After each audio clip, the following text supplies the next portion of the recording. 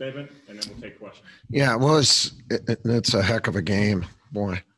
Yeah, for our guys to be in a game like that and have a chance to win the game and play with that level of intensity against really a superb Michigan State team. Tom always has outstanding teams, but this team is a very veteran team.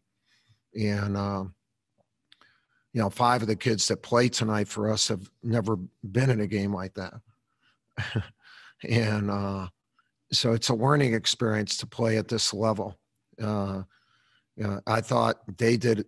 I thought that it was tough to score for either team. And we had, I thought Watts for them was a key player. I thought he played strong with the ball. Obviously, he scored 20 points, but, he, when he's playing like that, they're at another level. They're already at a high level, but when he's playing like that, they're at another level. I thought we battled the whole time. I not only thought, we did battle the whole time. And the thing we did not do was finish. In a game that's very physical, where you're playing, they sub talent and experience. And when you do that, the level of intensity on the defensive end, because they're very good, never wanes. It's pretty much at a high level the whole time. For us, we're not there yet, and it can wane a little bit. I thought at the end of the half, we got a little fatigued, or I guess fatigued, tired, and they took that, and then at the start of the second half, we didn't meet their level of intensity like we should, and then we did, and we put ourselves in a position to win. And we missed shots right at the basket, and again, they're not fouling. You have to play through a little bit of contact. So when you're around the bucket, you can't shoot the ball. You have to finish. There's a difference between shooting and we kind of did a couple shots where, not that they were finesse, but if you just even get a little contact, it throws your shot off. And again, I'm not saying we are fouled. That's not. In a game like this, it's a very physical game. You have to play through it. And the only way to learn that is to play in these games. So overall, I thought we've made a huge jump from our first game. And we have to just keep getting better. Just keep getting better. So I'm not disappointed with my team. They came to play and came to win, but we didn't. We lost to a really, really good team. All right, thank you. If you have a question for Coach, please use the hand raise feature, and we'll get to you. And we'll start with Steve Wiseman. Steve, go ahead. Thanks, Mike. Mike, it sounds like when you say you guys just didn't finish, did you get the shots you wanted tonight overall? And then three-point shooting was a low percentage too. Yeah, well, you never get all the shots you would like to get. But when you get them around the bucket on drives or posts, you either want one of three things. You want to score, you want to get fouled, or you want to score and foul and get fouled. And when you have empty on a number of those, that's a little bit deflating, and but it also is it's good for the other team. They know. Yeah, they know we had a chance and we didn't take advantage of it. We had some open looks in the second half that our guys just have to, they'll knock down. I think most of the time. We didn't do it today, but I'm not sure either team got all the shots they would like, because both teams played really hard defensively. It was tough to get shots.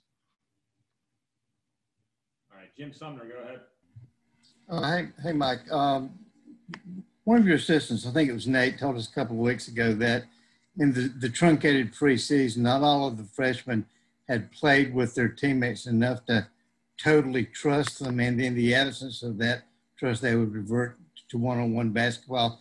Is that, did we see some of that? No, that's way out there. That's we're talking. You're in another atmosphere, another stratosphere. That's not happening. Okay, well, let me reframe. Yeah, you use the word trust, and that's not a good word to use. Now, learning how to play together, learning to play through defense, but they trust one another. They pass the ball to one. And sometimes the guy you want to pass to is being contested. No, our guys are good with that.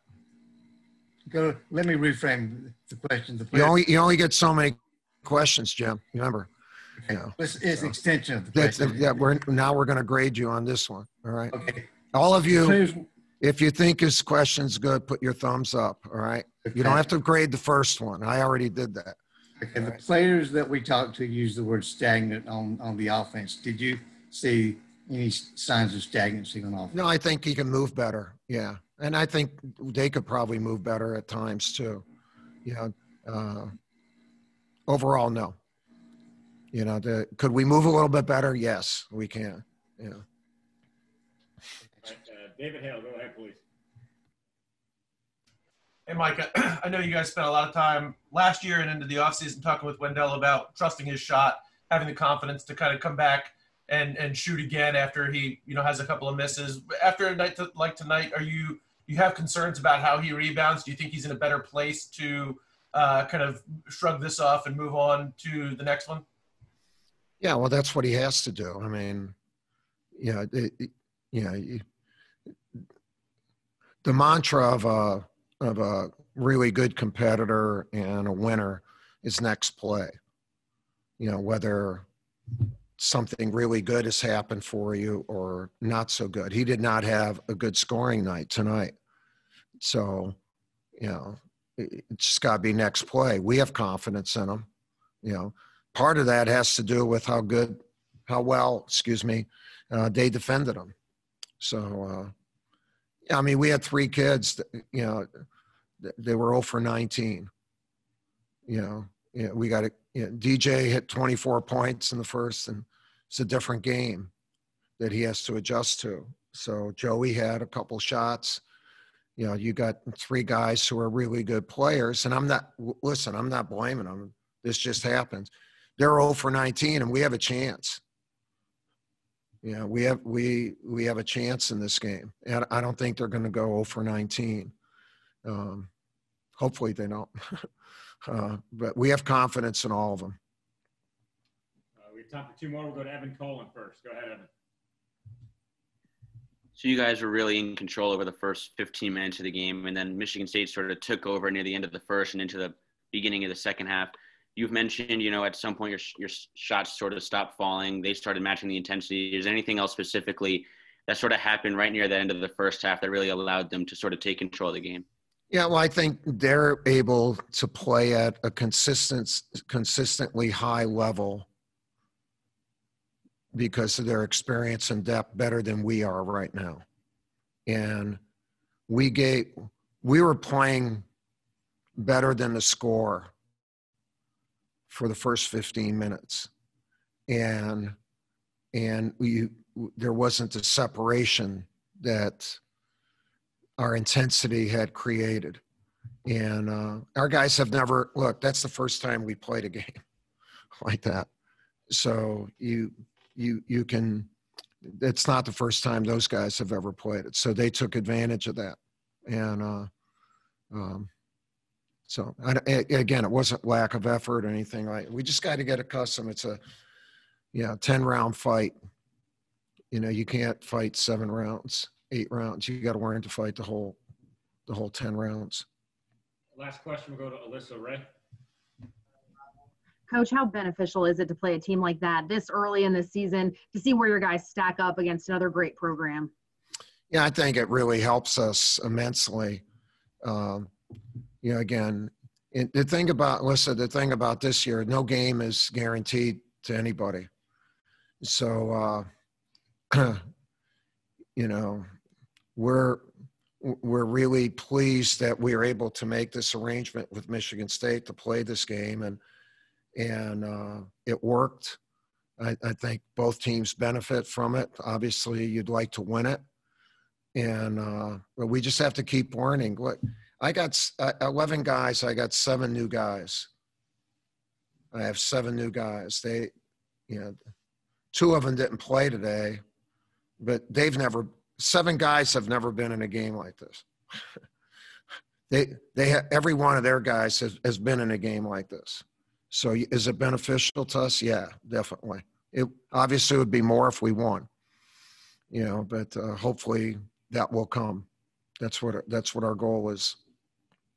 All right, Coach, thank you very much for your All time. right, thank you. Appreciate it.